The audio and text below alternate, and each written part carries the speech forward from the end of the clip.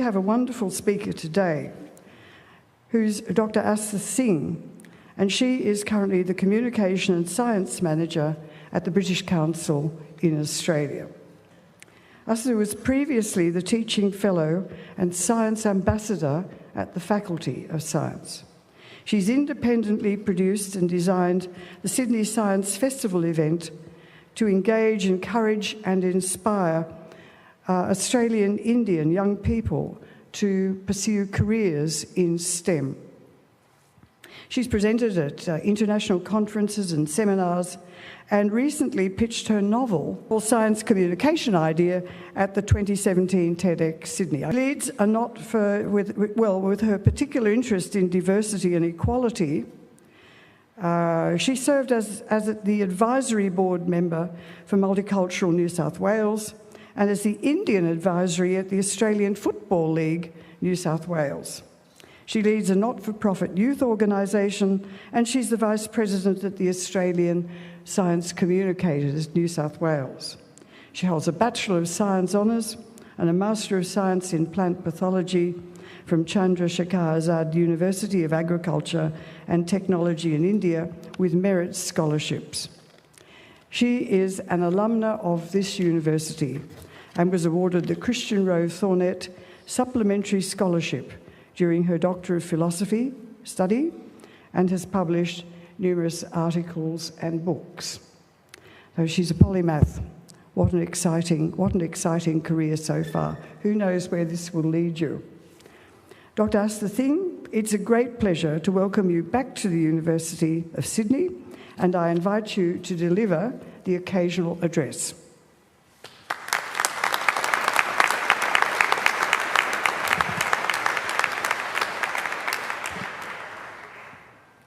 Thank you, Dorothy. And good afternoon, all. I'd like to begin by acknowledging the Gadigal people of the Eora Nation, upon whose ancestral lands the University of Sydney is built.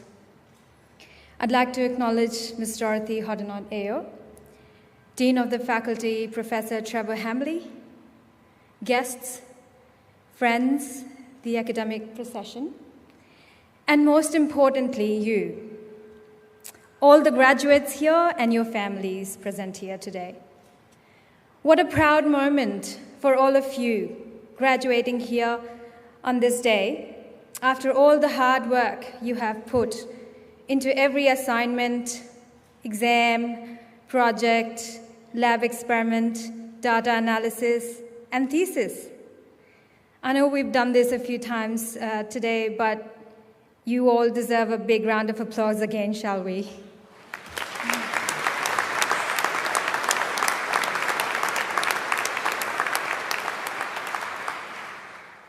Now, let's start talking a little bit about STEM, because just like me, a few years ago, right here in this great hall, some of you might be wondering, where to now? Just want to quote some information from the Education Council that I was reading recently. In today's fast-changing world, driven by technological change, the strategic skill sets inherent in STEM subjects are high in demand.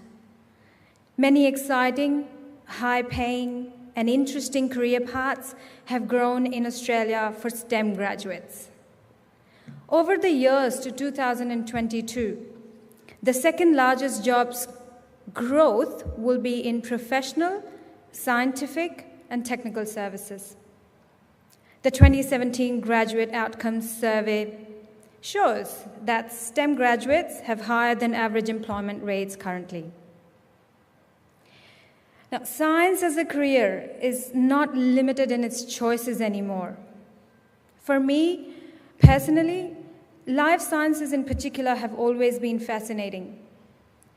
During my PhD in plant pathology, under Professor David Guest, here at the Faculty of Science, I realized what I enjoy the most is to connect with people and explain science to them in layman terms.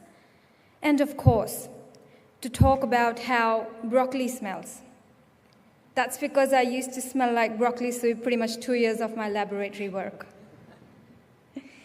Now, I currently manage the Australian arm of the world's leading science communication program called FameLab. And I found immense multidisciplinary overlap of the STEM fields more than ever before. The program involves searching for innovators who then receive opportunities to build on their own science communication skills. What we need to do today is to choose the right fit.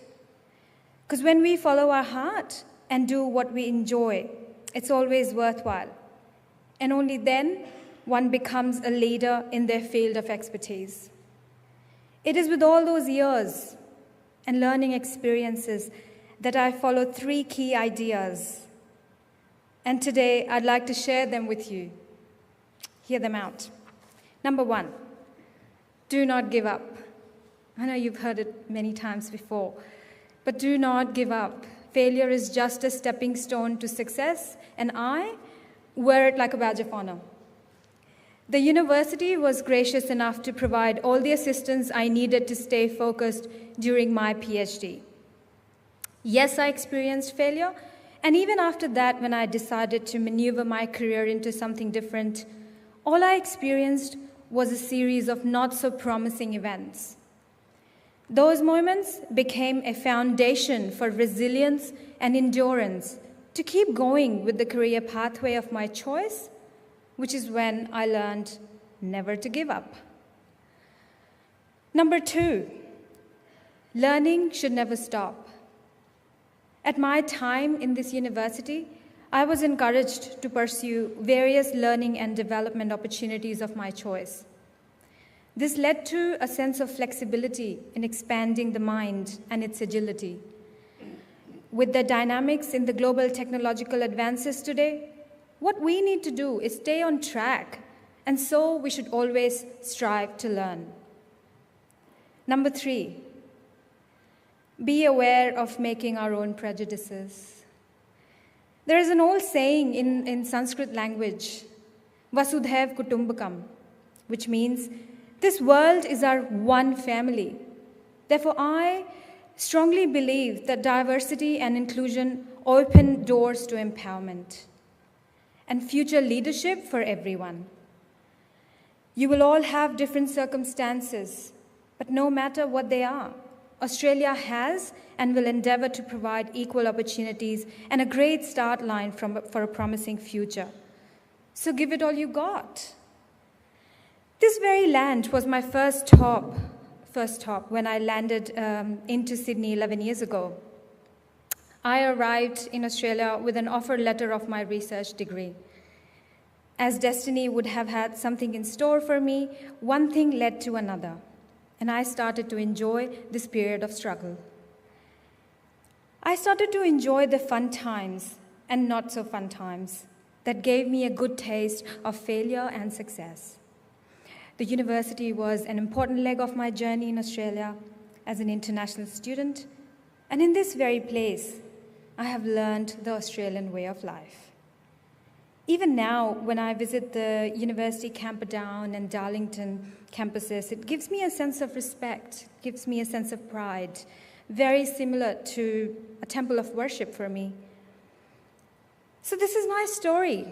What for you now? Where to now? And what will your journey be? Each of us will have our own path, and several times we will be working in uncertainty. And while that can be daunting, when we really embrace this, it can become the most exciting period of our lives.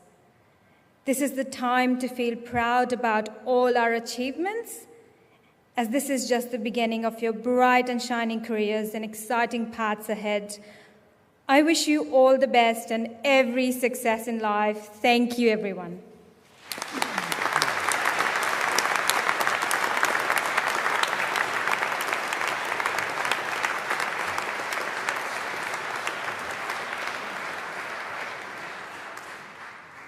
On behalf of the University, I'd like to thank Dr. Singh for an inspiring occasional address. Thank you. Ladies and gentlemen, the formal part of the proceedings is now being completed. The academic procession is about to leave the Great Hall, and the new graduates are invited to join the procession. I'd be grateful if all guests would remain in their places until the procession has left the Great Hall. Would you all please rise for the academic procession?